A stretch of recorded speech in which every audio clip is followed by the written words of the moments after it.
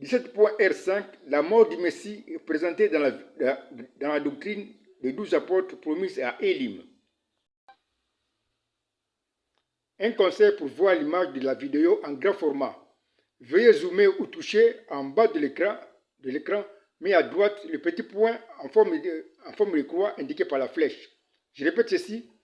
Pour voir l'image de la vidéo en grand format, veuillez zoomer ou toucher en bas de l'écran, mais à droite, le petit point en forme de croix qui est indiqué par la flèche. C'est pourquoi il est dit dans Ésaïe 35.4, votre Dieu viendra lui-même et vous sauvera. Alors s'ouvriront les yeux des aveugles, les oreilles des sourds, etc. Dieu va mourir lui-même à la place des pécheurs, comme nous l'avons vu aussi dans l'interprétation de Jésus celui qui suit, que nous allons présenter plus tard. Le juge suprême, qui est le Père éternel, devait devenir un fils pour mourir lui-même à la place de son peuple. Comme nous l'avons vu aussi dans l'expression de 4 êtres vivants. Voici mon signe de l'unité dans ce cas. Dans la même expression, 4 êtres vivants,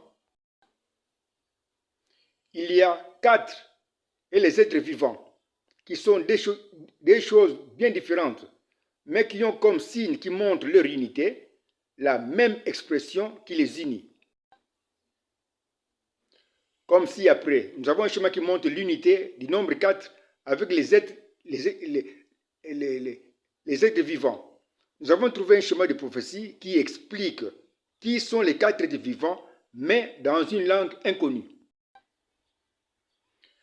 Nous avons le schéma qui montre l'unité du nombre 4 avec les êtres vivants. Dans ce schéma de prophétie, 4 représente le message de jugement du péché qui donne la mort. Or, chacun peut être représenté par ce qu'il porte. La femme qui porte un foulard rouge peut être représentée par foulard rouge. Le joueur qui porte le numéro 10 peut être représenté par 10. Il est identifié à 10. Le juge suprême qui porte le message de jugement qui est représenté par 4 peut être représenté par 4. Il est identifié au nombre 4 de notre schéma. Les êtres vivants, leur unité, représente un être vivant, c'est-à-dire qui a la vie et qui existe par lui-même. Nous pouvons maintenant compléter le schéma de prophétie qui montre l'unité du nombre 4 avec les êtres vivants.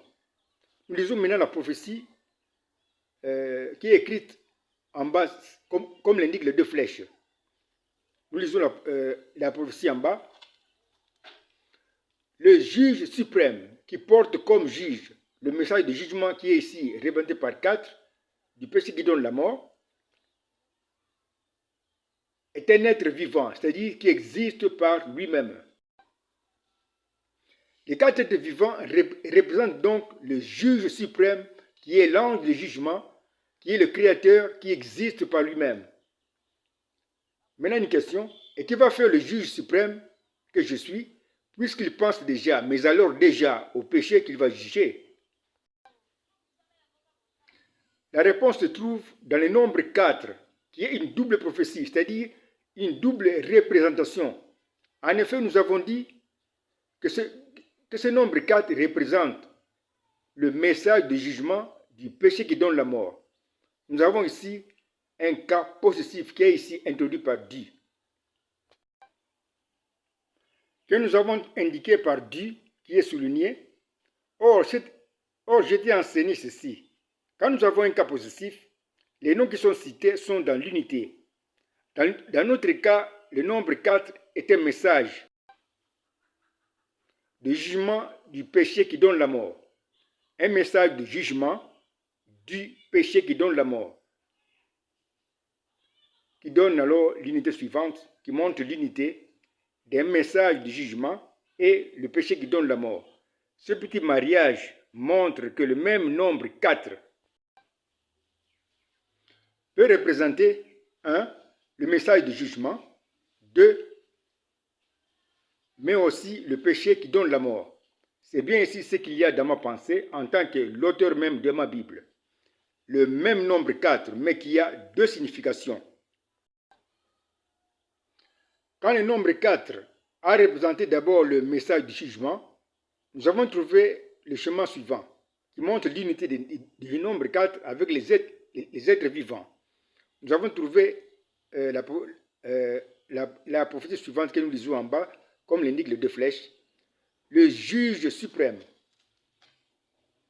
Le juge suprême qui porte comme juge le message du jugement qui est ici représenté par 4 est un être vivant qui existe par lui-même. Quand le même nombre 4 représente le péché qui donne la mort, nous avons une autre prophétie dans le même schéma qui montre l'unité du nombre 4 et des êtres vivants. Nous lisons la prophétie en bas, comme l'indiquent les deux flèches. Le juge suprême va porter le péché qui donne la mort, qui est ici représenté par 4, et va alors mourir. Mais, on continue maintenant au-dessus du trait d'union, mais sera un être vivant, c'est-à-dire qu'il va ressusciter. J'ai donc promis de porter moi-même le nombre 4 comme message de jugement du juge qui condamne le péché, et comme le péché qui donne la mort que je veux alors porter à la place de mon peuple. Le nombre 4 a donc une double signification, une double prophétie.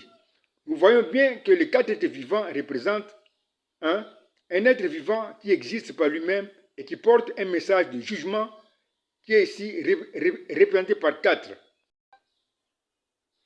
mais qui avait en lui son projet de mourir comme un homme. 2. Les 4 êtres vivants, c'est l'ange du jugement qui porte comme juge suprême un message de jugement, mais qui avait fait le projet de porter lui-même le péché de son peuple. Comme je l'ai promis dans Ézéchiel 1, 4 à 5 et dans Ézéchiel 1, 7. Nous prenons seulement Ézéchiel 1, 7, qui est court à présenter pour ne pas trop sortir du sujet. Voici ce que dit Ézéchiel 1, 7, qui présente les 4 êtres vivants. Leurs pieds étaient droits et la plante de leurs pieds était comme celle du pied d'un veau. Ils étincelaient comme de l'airain poli.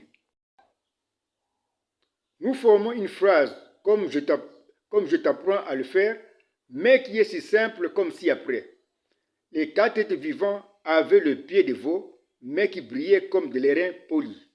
On a simplifié la phrase. Dans cette même phrase que j'ai formée, il y a trois choses bien différentes. Les 4 êtres vivants, les pieds de veau et l'airain poli.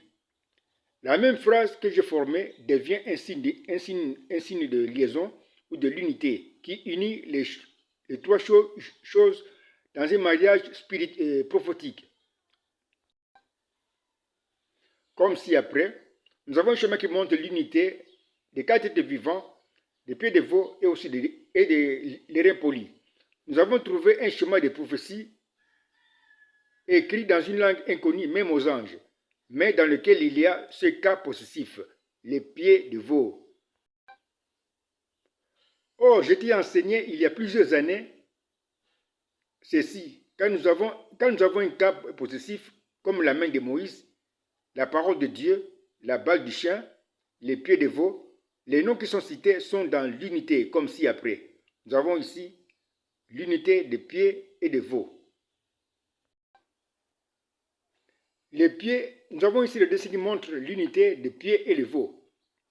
Dans ce mariage, les pieds peuvent être représentés seulement par le veau, comme l'homme peut représenter sa femme dans le mariage, représenté par l'unité de l'homme et sa femme. Nous passons alors du chemin ci-après qui montre l'unité des 4 êtres vivants, des pieds de veau et aussi de l'airain poli, au chemin suivant qui montre l'unité des 4 êtres vivants avec les veaux et l'airain poli. C'est le même chemin, mais ma pensée est mieux présentée dans le deuxième avec le veau. Nous avons un chemin qui monte maintenant de 4 êtres vivants qui est uni au veau et aussi à l'airain poli. Dans ce chemin des prophéties, les 4 êtres vivants représentent l'ange du jugement ou le juge suprême. Le veau représente un sacrifice. L'airain poli représente le jugement. C'est pourquoi, dans le chemin des tabernacles, l'autel de sacrifice ou l'autel de sang est d'airain, qui représente le jugement. Comme le dit Exode 27, 2. Tu feras aux 4 coins des cornes qui sortiront de l'autel et tu le couvriras d'airain. Nous pouvons maintenant compléter notre schéma de prophétie qui montre l'unité des 4 êtres vivants, du veau et aussi d'airain. Nous lisons la prophétie en bas comme l'indiquent les 3 flèches. Le juge suprême, qui est l'ange du jugement, qui est ici représenté par 4 êtres vivants, sera un sacrifice qui est représenté par le veau, qui va porter le jugement du péché qui donne la mort et va mourir à la place de son peuple. Je répète ceci, le juge suprême, qui est l'ange du jugement, qui est ici représenté par 4 êtres vivants, sera un sacrifice qui est représenté par le veau. Mais quel sacrifice? Le sacrifice qui va porter le jugement du péché qui donne la mort et va mourir à la place de son peuple. Dans la gerbe de feu vue par Ézéchiel dans Ézéchiel 1, il y a donc 1. La promesse du Messie que je suis, qui sera mort. 2. Et dans la même gerbe de feu, il y a aussi 4 êtres vivants. La même gerbe de feu devient un signe de liaison ou de l'unité qui unit la promesse du Messie qui sera mort et les 4 êtres vivants dans un mariage prophétique. Comme si après, nous avons un chemin qui montre l'unité de la promesse du Messie qui sera mort et aussi des 4 êtres vivants. Nous venons de trouver dans ma pensée un personnage de l'unité qui est à la fois un mort et un vivant. C'est d'ici la fameuse ou célèbre promesse de ma résurrection. Et nous pouvons compléter comme si après, dans le chemin qui montre l'unité de la promesse du Messie qui sera mort et des 4 êtres vivants. Nous lisons la promesse de ma résurrection en bas, comme l'indiquent les 2 flèches. Le Messie qui sera mort comme un sacrifice sera vivant comme les 4 êtres vivants, c'est-à-dire qu'il va ressusciter. Je répète ceci, le Messie qui sera mort comme un sacrifice sera vivant comme les 4 êtres vivants, c'est-à-dire qu'il va ressusciter. Je viens de démontrer qui je suis. L'auteur de la Bible qui a promis de mourir lui-même à la place de son peuple, de restaurer la doctrine des 12 apôtres dans le ministère d'un prophète Élie, ministère que j'ai représenté par Élim, mais qui sera le ministère du précieux prophète Branham, qui va ramener les fils de ce temps de la fin à la doctrine des 12 apôtres qui étaient à la source de l'Église avec les pères apostoliques au jour de la Pentecôte. Élim confirme donc Malachie 4, 5 à 6, qui ne concerne que le précieux prophète Branham, qui sera l'unique 7e messager de l'Église. Or, à Élim, qui représente le ministère de Branham, il n'y avait pas seulement 12 sources d'eau, il y avait aussi 70 palmiers. Que représentent alors les 70 palmiers dans ma pensée qui avait créé ce film prophétique? C'est bien ce qu'on va présenter prochainement. Dans la vidéo 17R6, les 70 palmiers d'Élim. Alors, ciao mon chéri, 4 bâtonnets. Merci grand Logos pour ta précieuse conduite. Ciao mon chéri. Ok, ciao.